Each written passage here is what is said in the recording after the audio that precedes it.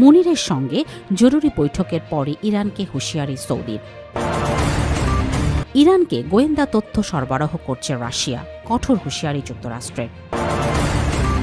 Barrack ছেড়ে পালিয়েছেন ইরানি কমান্ডাররা, বিপজ্জনক পরিস্থিতিতে সেনারা। ট্রাম্পের নেতা নির্বাচনে ভূমিকা রাখার প্রস্তাবকে উপহাস করে যে বার্তা দিল ইরান। সর্বশেষ জানাবো, ইসরায়েলের কাছে আবারও বিশাল অস্ত্র বিক্রির অনুমোদন দিল যুক্তরাষ্ট্র। শিরোনাম শুনলেন, এবারে বিস্তারিত। মুনিরের সঙ্গে জরুরি বৈঠকের পরই ইরানকে হুঁশিয়ারি সৌদির। সৌদি আরবের ক্ষেপণাস্ত্র ও ড্রোন হামলার পর ইরানকে ভুল হিসাব না করার আহ্বান জানিয়েছেন দেশটির প্রতিরক্ষা মন্ত্রী প্রিন্স খালিদ বিন সালমান। শনিবার ৭ মার্চ তিনি এই সতর্কবার্তা দেন, খবর বার্তা সংস্থা এএফপির। শনিবার ভোরে সৌদি প্রতিরক্ষা মন্ত্রণালয় এক বিবৃতিতে জানায়, মার্কিন সেনা সদস্যরা অবস্থান করছিলেন এমন একটি বিমান ঘাঁটিতে বেশ কয়েকটি ক্ষেপণাস্ত্র হামলা প্রতিহত করেছেন তারা। এছাড়া একটি বড় তেলক্ষেত্রকেও ড্রোন হামলা থেকে রক্ষা করা হয়েছে।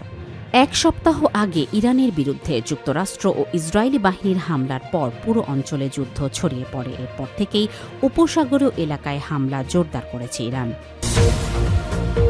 ইরানকে গোয়েন্দা তথ্য সরবরাহ করছে রাশিয়া, কঠোর হুঁশিয়ারি যুক্তরাষ্ট্রের। মধ্যপ্রাচ্যে যুক্তরাষ্ট্রের সামরিক অবস্থান নিয়ে ইরানকে রাশিয়ার গোয়েন্দা তথ্য সরবরাহের খবরের প্রেক্ষাপটে কড়া প্রতিক্রিয়া জানিয়েছেন মার্কিন প্রতিরক্ষা মন্ত্রী পিট হেগসেথ। শুক্রবার ৬ মার্চ এক সাক্ষাৎকারে তিনি সতর্কবার্তা প্রদান করেন।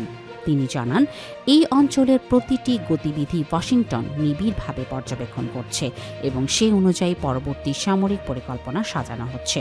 পিট হেগসেথ বলেন, কে কার সঙ্গে যোগাযোগ রক্ষা করছে সে বিষয়ে মার্কিন কমান্ডার ইন চীন ডোনাল্ড ট্রাম্প পুরোপুরি অবগত রয়েছেন এবং মার্কিন জনগণ এই বিষয়ে নিশ্চিন্তে থাকতে পারেন।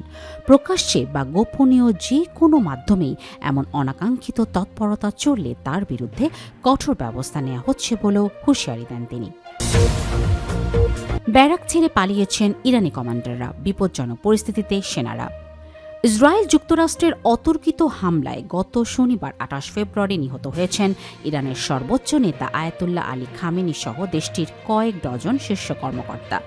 খামেনি নিহত হওয়ার পর থেকে ইরানের সেনাবাহিনীর মধ্যে বিভ্রান্তি বিশৃঙ্খলা দেখা দিয়েছে। ইরানের সেনা সদস্যদের সঙ্গে কথা বলেই তথ্য জানিয়েছেন ইরান ইন্টারন্যাশনাল। ইরানের বেশ কয়েকজন সেনা সদস্য জানিয়েছেন, সশস্ত্র বাহিনীর কিছু কর্মকর্তা তাদের ব্যারাক ত্যাগ করেছেন।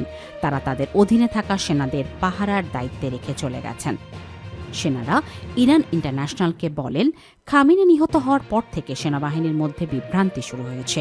ইরানের লোরেস্তান প্রদেশের একটি সামরিক ঘাঁটিতে থাকা কয়েকজন সেনা বলেন, তারা কমান্ড নিয়ে অনিশ্চিত এবং শোচনীয় নিরাপত্তা পরিস্থিতি নিয়ে অস্বস্তিতে। ট্রাম্পের নেতা নির্বাচনে ভূমিকা রাখার প্রস্তাবকে উপহাস করে যে বার্তা দিল ইরান। মার্কিন প্রেসিডেন্ট ডোনাল্ড ট্রাম্পের পক্ষ থেকে ইরানকে আত্মসমর্পণের আহ্বান এবং দেশটির পরবর্তী নেতা নির্বাচনে তার ভূমিকা থাকার দাবিকে সরাসরি নাকচ করে দিয়েছেন ইরানি কর্মকর্তারা। এমনকি ট্রাম্পের এই মন্তব্যগুলো নিয়ে উপহাস করেছেন তারা। শুক্রবার ৬ মার্চ দ্য টাইমস অফ ইন্ডিয়ার এক প্রতিবেদন থেকে এই তথ্য জানা যায়। এমনকি এই পরিস্থিতিকে ইরানের পক্ষ থেকে চরম প্রত্যাখ্যানের ভঙ্গি হিসাবে বর্ণনা করেছেন তেহরানের centre for Middle East strategic স্টাডিজের জ্যেষ্ঠ গবেষক আব্বাস আসলানি। কাতার ভিত্তিক সংবাদ মাধ্যম আল জাজিরাকে দেয়া এক সাক্ষাৎকারে আসলানি বলেন, ট্রাম্পের এই ধরনের অযৌক্তিক দাবির বিপরীতে ইরান তাদের অবস্থানে অনড় থাকার ইঙ্গিত দিচ্ছে। একই সঙ্গে তাদের শাসন ব্যবস্থার ধারাবাহিকতা বজায় রাখার বিষয়ে সংকেত দিচ্ছে ইরান। ইসরায়েলের কাছে আবারও বিশাল অস্ত্র বিক্রির অনুমোদন দিল যুক্তরাষ্ট্র।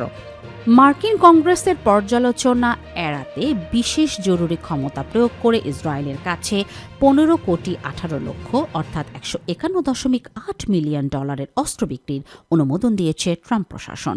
শুক্রবার ৬ মার্চ ইরান ও ইসরায়েলের মধ্যে চলমান যুদ্ধের উত্তেজনার মাঝেই মার্কিন পররাষ্ট্র দপ্তর এই ঘোষণা দেয়।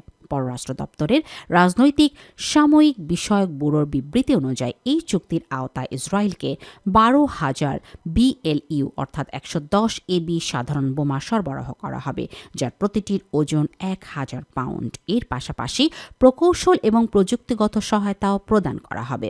টেক্সাস ভিত্তিক প্রতিষ্ঠান রেপকন USA চুক্তির প্রধান ঠিকাদার হিসাবে কাজ করবে।